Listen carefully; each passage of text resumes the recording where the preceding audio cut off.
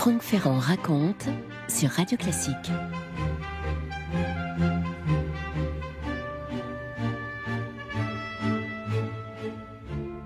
Eh oui, nous sommes dans les rues de New York, ce dimanche de Pâques 1912. Un jeune homme de 24 ans, au visage plein de caractère, est en train de déambuler seul. Il est désœuvré et le voilà qui avance comme ça sur les trottoirs de Brooklyn. Il a les cheveux châtains, ce jeune homme, et des cheveux un petit peu longs, le nez fort, la bouche charnue. On l'imagine mal en point, la cigarette au bord des lèvres. Il porte une vieille veste, ses chaussures sont usées. Ce jeune homme aux allures de vagabond se nomme Frédéric Louis Sauzer. Il est citoyen suisse. La nuit est en train de tomber sur la ville. Il est là, errant plus ou moins. Il a de la fièvre, il est mélancolique. Il a traversé l'Atlantique il y a quelques mois pour venir s'installer à New York. Il était poussé par des rêves d'écrivaillon, poussé aussi, disons-le, par l'amour d'une certaine Fela, rencontrée à Berne et venue tenter de son côté sa chance en Amérique. Depuis son arrivée, il a passé ses journées reclus ou perdu dans la foule, à la bibliothèque, à dévorer des livres, à noircir des pages. Mais ni ses tentatives littéraires, ni même ses recherches d'emploi alimentaire n'ont encore porté leurs fruits. Il s'arrête devant une église presbytérienne, notre Frédéric Louis. On est en train de jouer à l'intérieur la création d'Haydn. Il entre, il s'assied sur un banc parmi d'autres spectateurs et là, la musique prend littéralement possession de lui. Il est très ému, mais il est trop malade, il est trop las, trop déboussolé, alors il va quitter l'église et sa maigre silhouette file dans la pénombre new-yorkaise. Cette ville si moderne, si éblouissante, New York, vous imaginez, il aurait pu l'aimer cette ville, mais il en a trop bien senti les travers, le culte de l'argent, la rudesse du quotidien. Il est bientôt 3 heures du matin, il regagne sa chambre dans le Bronx, chambre misérable comme dirait le président Trump, il avale un quignon de pain et à bout de force, il s'assoupit. Il va raconter « Je me suis réveillé en sursaut. Je me suis mis à écrire, je me suis rendormi, je me suis réveillé une deuxième fois en sursaut et j'ai écrit jusqu'au petit jour. Je me suis recouché pour de bon, je me suis réveillé à 5 heures du soir, j'ai relu la chose, j'avais pondu les Pâques de New York. » Sans doute y a-t-il déjà dans ce récit une part d'imaginaire, mais qu'importe, voici ces fameux vers. « Seigneur, quand vous mourûtes, le rideau se fendit, ce que l'on vit derrière, personne ne l'a dit. La rue est dans la nuit comme une déchirure, pleine d'or et de sang, de feu et d'épluchures. » Frédéric, pauvre et solitaire, signe Blaise Sandrard, un pseudonyme incandescent formé de braise et de cendre. Et dès lors, c'est comme une transfiguration. C'est comme s'il était un autre. Et comme le souligne Claude Leroy, professeur de littérature et qui connaît très bien le poète, qui l'a introduit dans la Pléiade, c'est le phénix avec tout le mythe de la renaissance de soi. L'un des plus flamboyants poètes francophones vient de naître, Blaise Sandrard. Il n'a même pas encore 25 ans et il n'en est pas lorsqu'il est à New York à son premier voyage. Il faut vous dire qu'il était né le 1er septembre 1887 dans une ville du Jura suisse, la Chaux-de-Fonds. Son père est un homme assez instable, souvent empêtré dans toutes sortes de projets dont il faut bien dire qu'ils ne sont pas très réalistes. Quant à sa mère, c'est une femme mélancolique, peu expansive, mis à part quand elle assied Freddy, le dernier de ses 3 enfants, sur ses genoux pour lui apprendre à lire, parce qu'alors là c'est tout différent. C'est tout ce que j'ai eu d'elle, résumera Blaise Sandrard. Au fil des ans, le gamin va se montrer de plus en plus intenable. C'est un adolescent difficile qui fugue, qui fait l'école buissonnière. Il ne rêve déjà que de départ. Il est appelé par le voyage. Il ne rêve que de liberté. Alors, quand il atteint l'âge de 17 ans, ses parents, qui ne savent plus trop quoi faire de lui, décident de l'envoyer faire un apprentissage à l'étranger. Il faut vous dire qu'un horloger suisse installé à Saint-Pétersbourg a accepté de le former. Et bien voilà, un jour de 1904, c'est le grand départ depuis la gare de Bâle. Myriam Sandrard, la fille de Blaise Sandrard, écrit dans une biographie Seul dans son compartiment, Freddy est fou de bonheur. Dans un état de violente surexcitation, il a envie de crier. C'est son premier jour de liberté. Il se sent libéré de son enfance, de ses remords, de ses angoisses. Il a enlevé sa belle veste, son chapeau neuf, et puis ensuite elle cite Moravine, Moravagine, le grand roman de Blaise Cendrars. Il se penchait hors de la portière, tirait la langue au chef de gare en casquette rouge, il faisait des pieds de nez aux aiguilleurs, il voulait se déshabiller et se plonger tout nu dans le vivifiant courant d'air soulevé par le rapide. Frédéric débarque à Saint-Pétersbourg dans un climat dont il faut bien dire qu'il n'est pas idéal, parce que à l'époque, c'est la révolution de 1905, vous savez, climat insurrectionnel. Le jeune apprenti qui se passionne assez peu pour l'horlogerie, il faut bien le dire, va prendre ses marques dans cette ville de Saint-Pétersbourg. Il passe son temps à la bibliothèque impériale, il dévore les livres. On dit même qu'il écrit un roman, et au fil des rencontres, il va tomber sous le charme d'une jeune fille prénommée Hélène. Mais l'aventure russe va s'achever au bout de 3 ans. Il a 20 ans à ce moment-là. Il rentre en Suisse pour revoir sa mère mourante. Et puis, bientôt, il y a une autre nouvelle qui va venir le bouleverser. Hélène s'est mortellement brûlée en renversant une lampe à pétrole dans son lit. Frédéric, à ce moment-là, va s'inscrire en médecine. Il voudrait faire des études de médecine. Il étudie aussi la littérature. Et dans cette période qui est très sombre pour lui, il va trouver du réconfort auprès d'une étudiante polonaise qui s'appelle, et la voilà qui arrive dans notre histoire, Fela Poznańska. Bientôt, le couple s'installe à Paris. C'est le dénuement, c'est la période des vaches maigres. On a souvent le ventre vide, les éditeurs refusent les manuscrits. Et puis arrive ce fameux départ pour New York où Frédéric Sauzer devient Blaise Cendrars. Peu après, il va s'embarquer à nouveau pour l'Europe et il écrira plus tard, dans le Panama, il écrira, je le cite, « Je reviens d'Amérique à bord du Volturno. Pour 35 francs de New York à Rotterdam, c'est le baptême de la ligne. Les machines continuent, s'appliquent de bonnes claques, boys platch les baquets d'eau et le voyage ne fait que commencer. » Vous écoutez Radio Classique. Été 1912, Blaise Cendrars est de retour en France. On est dans le Paris de la Belle Époque. C'est la fin de la Belle Époque, évidemment. Ça va bientôt être la guerre. Mais on est encore dans les bals populaires, les célèbres cafés, les ateliers d'artistes, avec une scène culturelle en pleine effervescence. Blaise va fonder une revue avec 2 amis. Ça s'appelle Les Hommes Nouveaux.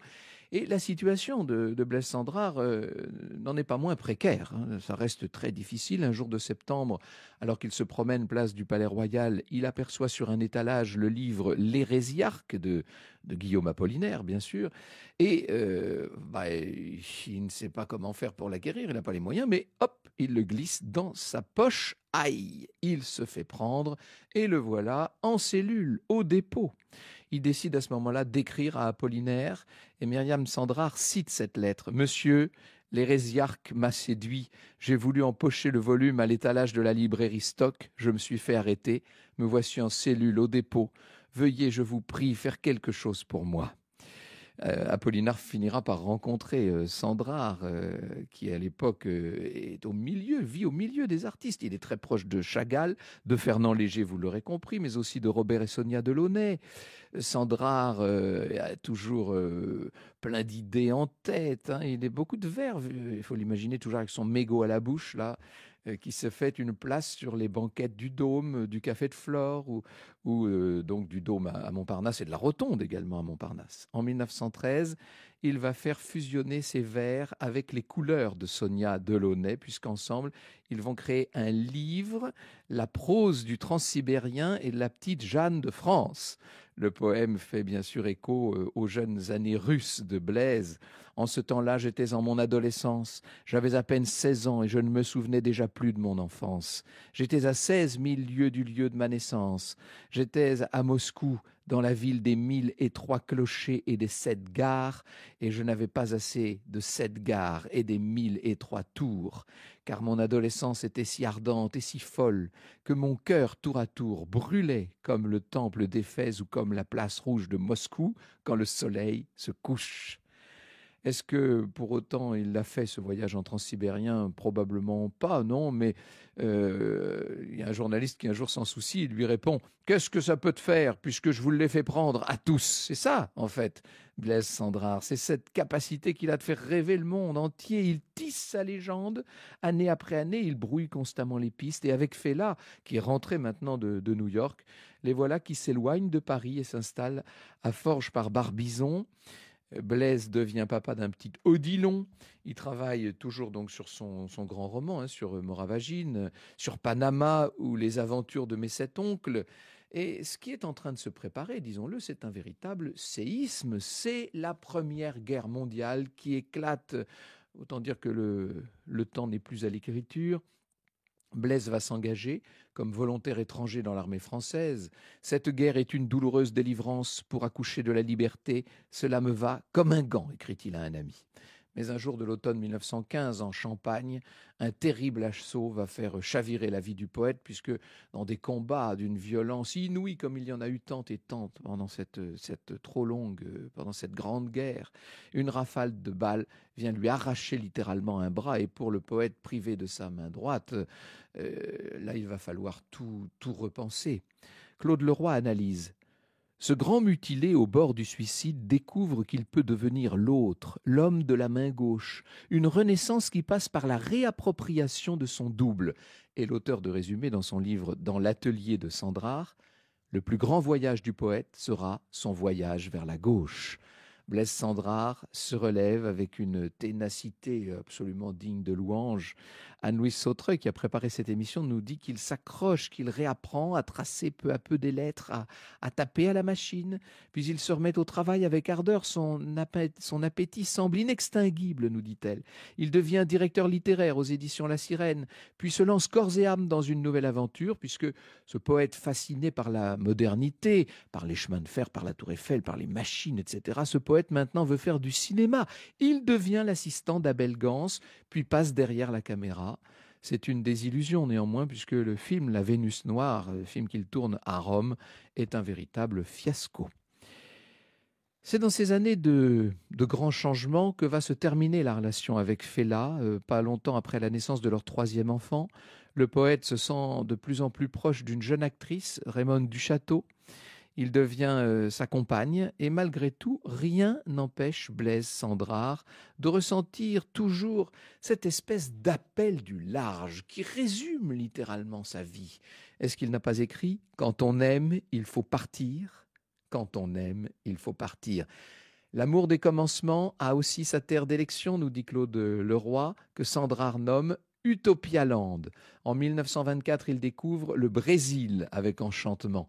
Les hommes et la terre, la faune et la végétation, la démesure des champs de café, le métissage d'une population où s'invente l'homme nouveau, tout l'émerveille dans un pays qu'il adopte aussitôt comme sa seconde patrie spirituelle, après la France bien sûr. Il fait 3 voyages au Brésil, même s'il suggère quelques allers-retours supplémentaires. Cendrars aura encore davantage voyagé dans sa tête que sur les routes, vous l'aurez compris, je ne vais pas vous le dire à chaque fois. Et à son retour en France, il va publier un roman plein d'aventures qui connaît le succès avec un titre tout simple et très beau, L'or. Seulement déjà le bourlingueur regarde vers d'autres contrées. Franck Ferrand sur Radio Classique. Dans les années 30, et oui, le temps passe, Blaise Cendrars va quitter sa bulle de poète pour un métier plus terre-à-terre puisqu'il devient journaliste. Il va travailler pour Paris Soir, dirigé à l'époque par Pierre Lazareff. Il a la 50aine maintenant et c'est un homme au visage buriné, avec toujours son éternel chapeau sur la tête. De temps en temps, il a un béret également. On le voit qui s'embarque pour une série de reportages aux États-Unis et en Amérique du Sud. Et au printemps 1935, pour ceux qui aiment l'histoire de la navigation, c'est une date importante, mai 35, ça va être la première traversée, la traversée inaugurale du célèbre paquebot Normandie, prodige de modernité. Et bien sûr que Blaise Cendrars est à bord pour la traversée Le Havre-New York. Vous voyez au passage que je ne vous laisse jamais bien loin des États-Unis en cette matinée spéciale. Il écrit dans Paris Soir: Ils m'avaient donné rendez-vous dans un bar, mais ils ne sont pas venus car cette nuit, tout l'équipage de la Normandie est consigné à bord. J'aime autant cela car au lieu d'écouter des histoires, je les verrai à l'œuvre dans les fonds, les soutiers, les huileurs, les graisseurs, les mécanos, tous les gars de la machine qui sont prêts à en mettre un bon coup et à faire équipe pour s'attribuer le fameux ruban bleu en battant avec leurs sabots le record de la traversée de l'Atlantique. Chaque soir, on le voit se rendre dans sa cabine pour écrire. Il rend compte de son voyage, il envoie des câbles au journal et bientôt, c'est la Seconde Guerre mondiale. Et Sandrard, encore une fois, veut s'engager. Seulement, il a vieilli. Maintenant, il lui manque un bras. Vous l'aurez compris, il devient correspondant de guerre auprès des troupes anglaises. Dès 1940, la débâcle de France le sidère et il va se réfugier à Aix-en-Provence. Là, on peut dire qu'il est en proie vraiment au désarroi. C'est Myriam Sandrard qui nous le raconte jour après jour. La vie de Blaise à Aix change d'orientation. Comment dire combien il souffre de l'asphyxie de la France, de la mort de la patrie qu'il s'est choisie? Comment dire les larmes retenues, le cœur oppressé? Il écrira « Les conditions de l'armistice dans ce grand malheur général qui s'abattit sur les Français eurent une action immédiate sur mon sort particulier et, comme beaucoup d'autres, bouleversèrent ma vie. » Blaise, à ce moment-là, n'écrit plus. Le poète n'a plus envie de tremper sa plume dans la vie, comme il dit, et ce silence qu'on pourrait appeler un deuil, d'une certaine manière, ce deuil d'encre, va durer 3 ans.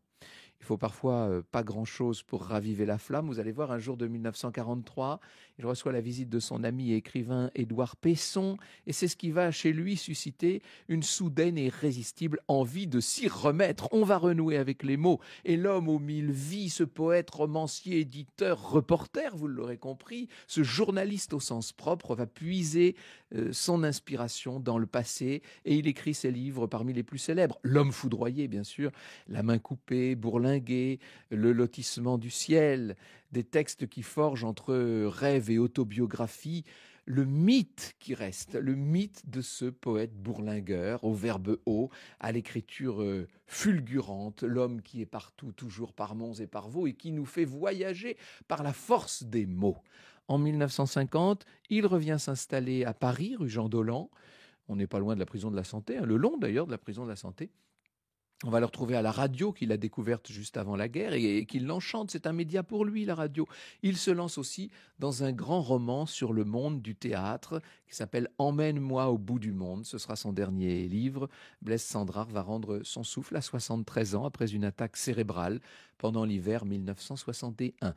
Il avait écrit cette phrase qui aurait pu lui servir d'épitaphe. « Rien n'est admissible sauf la vie ». À condition de la réinventer chaque jour, à condition, si je puis dire, d'être de braise et de cendre. Vous écoutez Radio Classique.